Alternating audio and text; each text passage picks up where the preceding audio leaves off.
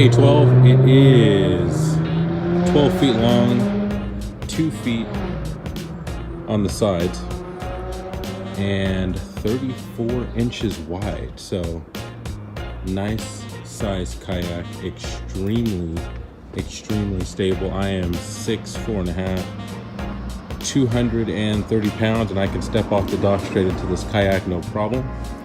It does have a weight capacity of 500 pounds. So we'll start up here in the front with the main hatch. Very good hatch, is waterproof, so I do like that, keeps everything in there dry. You will notice a screw right here, and basically that attaches to a strap underneath, which allows you to adjust how far the hatch opens and closes. To open the hatch, very simple, just one strap, two strap, open the hatch like so, and this is the strap that I was talking about. You can adjust how far this lid actually opens by just adjusting that strap if you choose to do so. This is the tub that goes in there. It is removable. You can keep whatever you want in there. I have some rain gear, I have the charger for the battery that goes in there, some extra line, a bag, what have you. Take it out with one hand, pretty easy. Set it right there. And there is the battery pack that is designed specifically for the Hobie. And you can also notice the rod holes on both sides.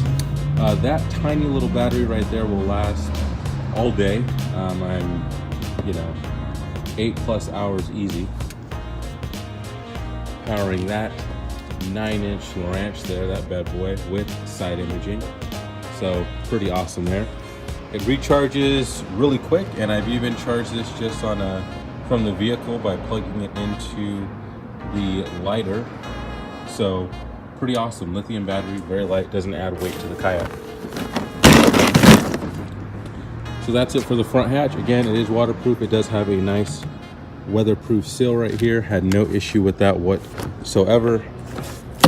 And the hatch does stay closed. It's just really convenient. Really like it. This is a dog leash I've attached to the front, and that attaches to the Hobie drive, which is absolutely amazing. When I went to go get my kayak at California Kayak and Canoe, shout out to those guys, you actually pay $350 and you can rent any kayak you want in there for up to 6 months, and then when you purchase, that $350 goes towards your purchase price. So it's fair to say that when I was done, the Hobie drive, hands down, the best drive out there. It's silent, it's quick, it's super easy to pedal. This kayak, you can cruise anywhere between 3.5 to 4.5 miles an hour, just depending on how in shape you are.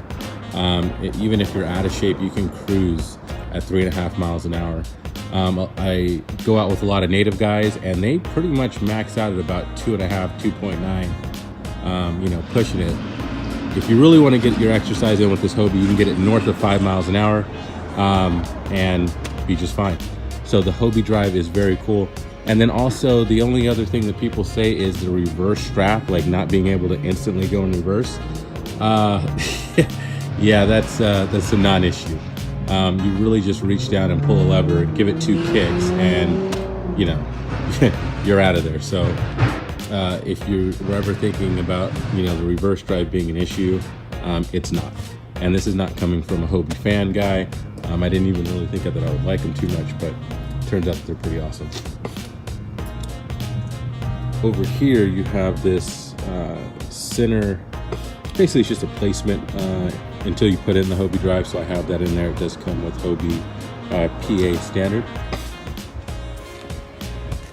How I travel with this thing, and this is how I would travel obviously without the Hobie drive being on the seat and the seat being down and the Lowrance being off. Other than that, I have 9 rods that are in this Hobie right now, and I do have an additional 8-foot stake that is in there as well. So, I mean, theoretically, you can fit 10 rods in here, and yes, I do have them in rod sleeves, which makes a big difference and keeps them from being tangled up. But as you can see, there's the back end of the 8-foot pole right there, and they're all in there, and they're strapped down, and they don't go anywhere. So having the ability to store your rods this way is pretty awesome.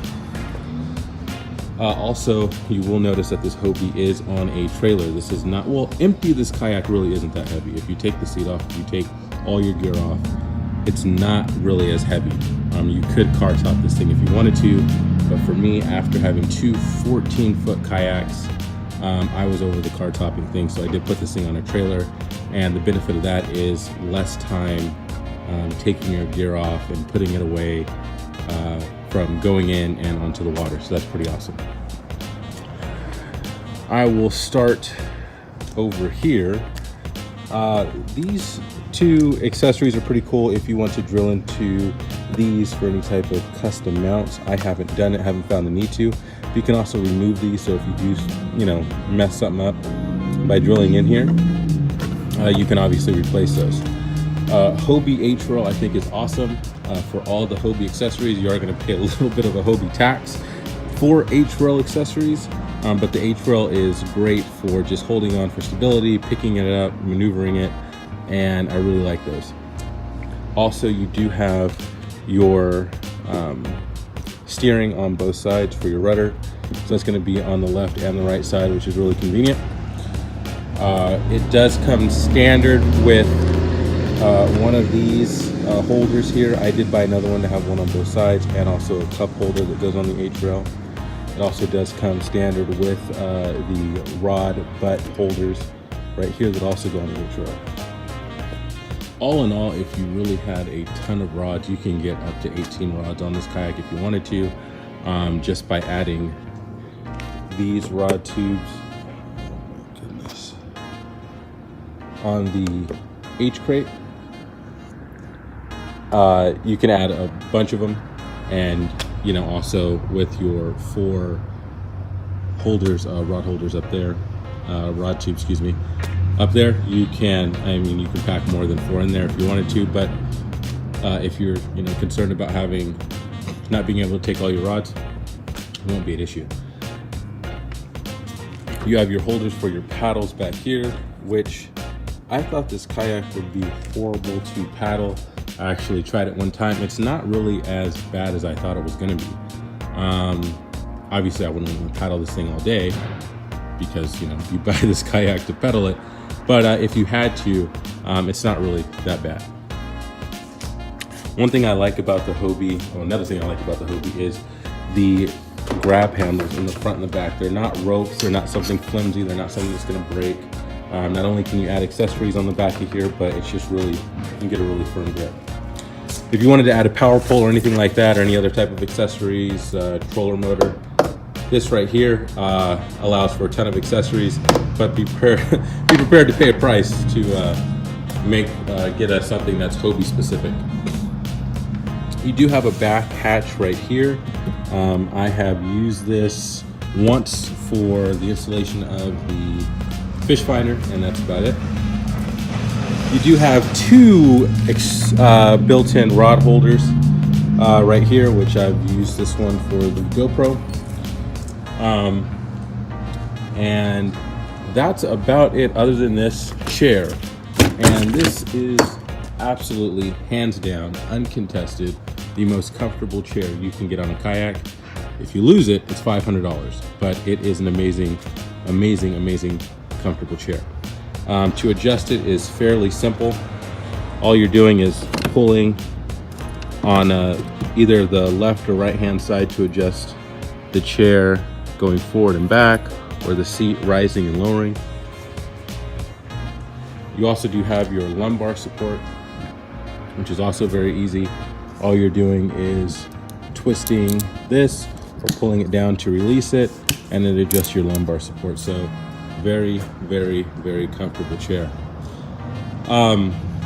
Also, one of the things that I really like about the Hobie is I didn't have to drill in to the Hobie at all to make any type of adjustment to whatsoever.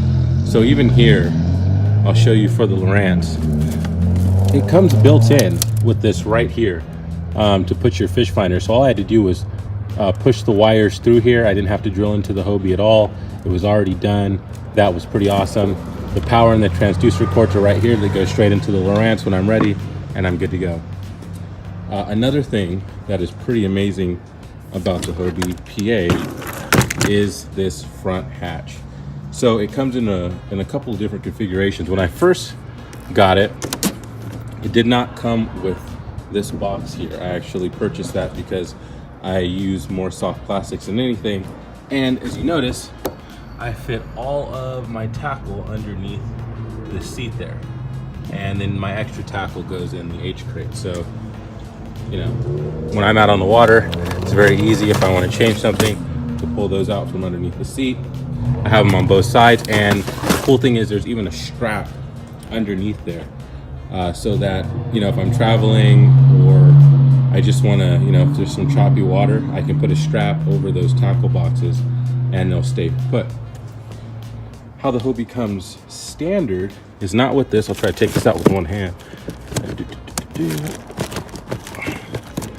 It's a two-handed job. All right, let me put this bad boy down for a second. All right, so this is how the Hobie comes standard. It comes with this carrying case here and these two planos. And I was first using that for terminal tackle. So you just close it like that, pull it up, and you have your terminal tackle. Plus you can put whatever you want right here.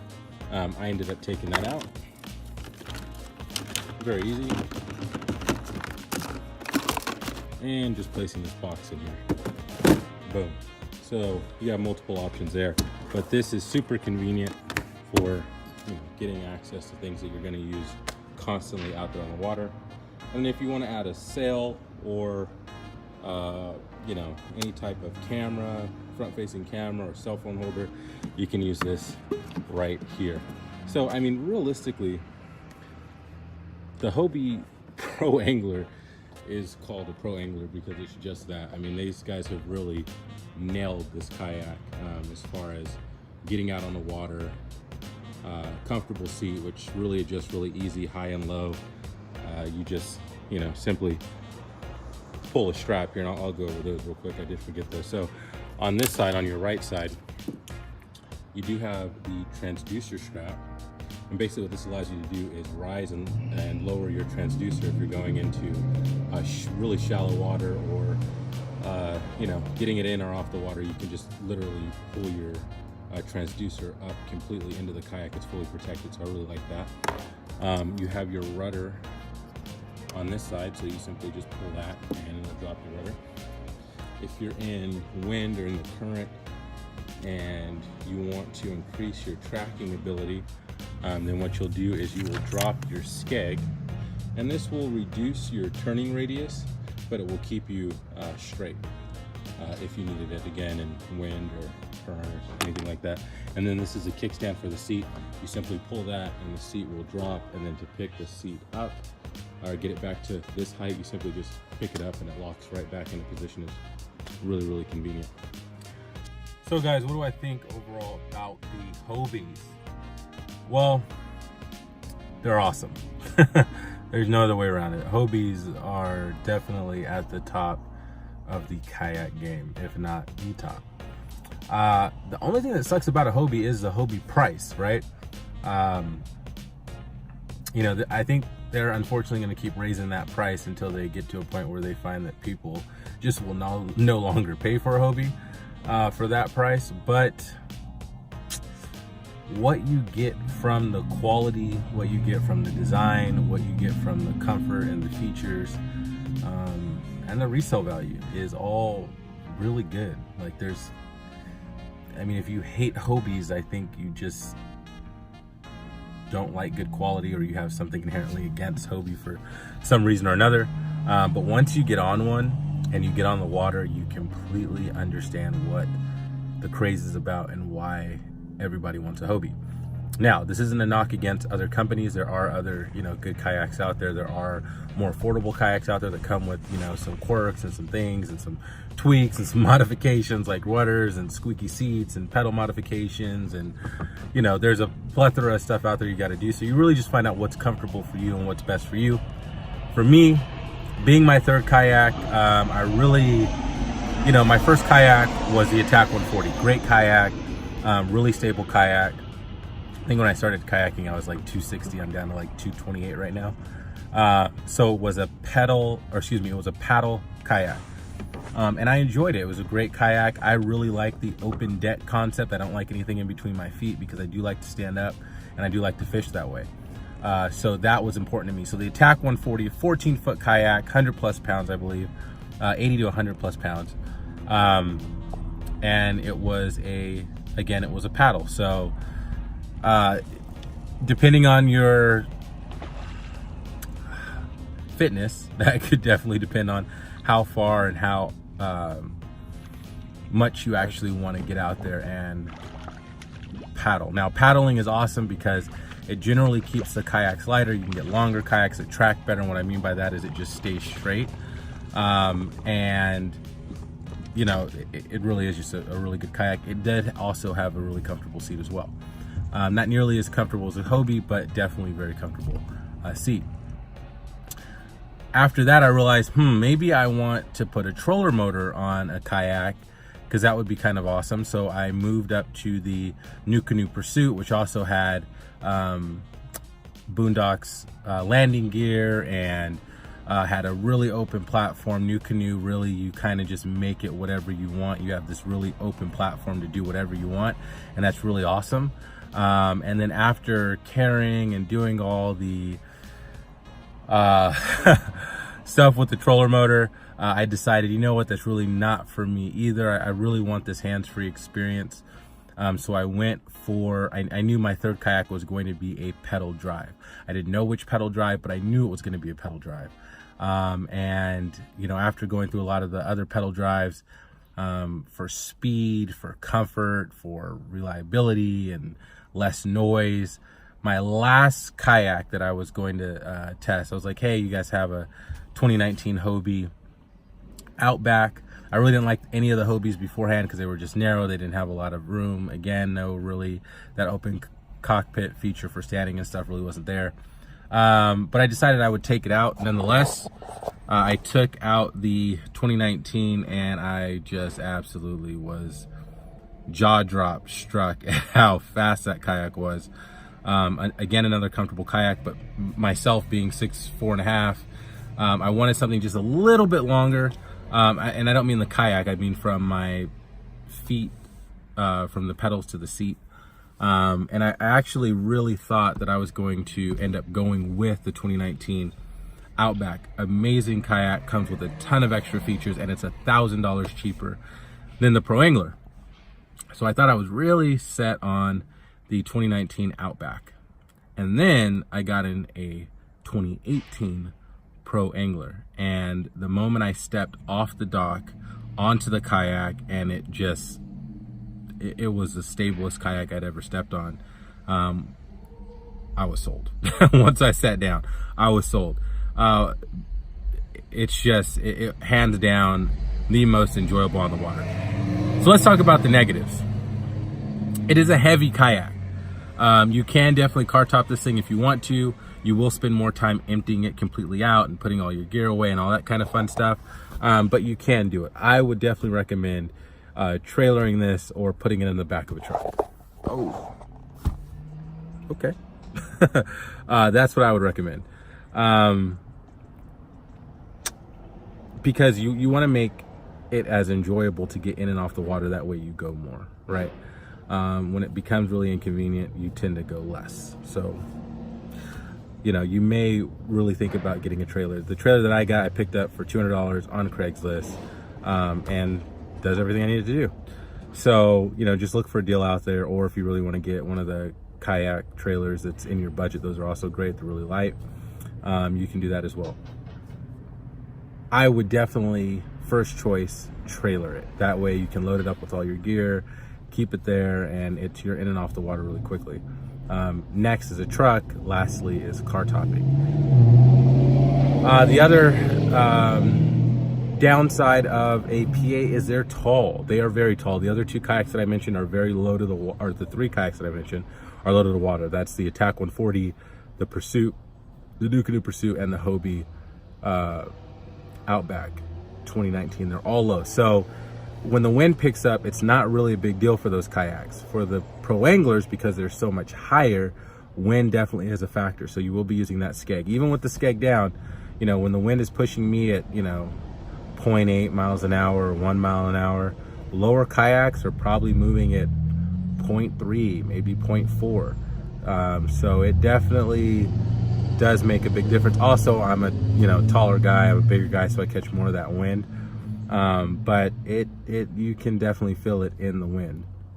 And then I've never taken this kayak out to the ocean.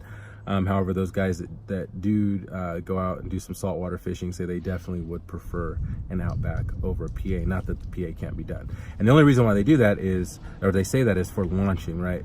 Bigger, wider, taller kayak, harder to launch through the breakers than a lower, lighter kayak. So if you're more inshore and you don't mind the weight, it's a great kayak. It's a great kayak. If you get out on the water, you get on one, and you will 100% know this is a kayak you would have done. So, you know, I'm not sponsored by Hobie, just giving my honest opinion about all this stuff with my own dollars. So, my 2 cents. See you out on the water, and stay safe. Have fun. Good luck. Weather's better. Awesome. It is almost summer, or it is summer. Whatever. Just get out.